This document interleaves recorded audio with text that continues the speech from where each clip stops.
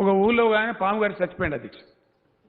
ఒక గ్రామంలో పాము గరిచింది అని చచ్చిపోయింది. పాము శవం అక్కడ పడింది.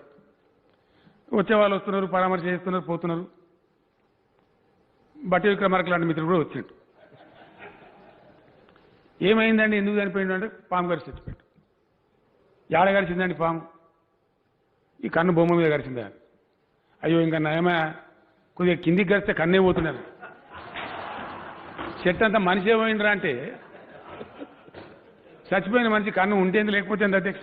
ఏం సీన్ కనపడుతుందండి అలా? సిగ్గు లేకుండా మీ బతుకులు జడా, ఇయో బతుకులా. కేసీఆర్ అన్నా యాడున్నావు, నువ్వు రావాలే. కత్తి వాంచేతల బట్టి యుద్ధం నన్ను చేయమని పడుతుంది అంతేనా? ఇది కూడా విచారించాలి ప్రజలు. పెట్టి నిన్ను జైలుకి, నన్ను జైలుకి నిజంగా జాలి అనిపిస్తుంది. దమ్ముంటే వేయాలి కదా,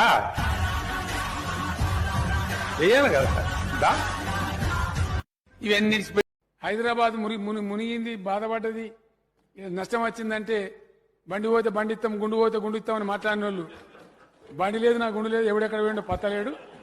ఏ కాన కొత్తలు రాలే, ఏ కాన కొత్తలు. చివరికి మేమే చేసినాం అధ్యక్ష. తొందరపడే చుట్టాం, పొద్దున్న నుంచి పోతా అంటే పోతుండు. ఇంత పెద్ద మనిషి పాపం, మరి బుక్కడి సలన్నం ముందు తినిపోతావు బిడ్డ అంటే, ఎందుకు పెద్దవా, సలన్నం తింటా, ఉడకన్నం అయ్యేదాకా ఉంటానన్నాడు.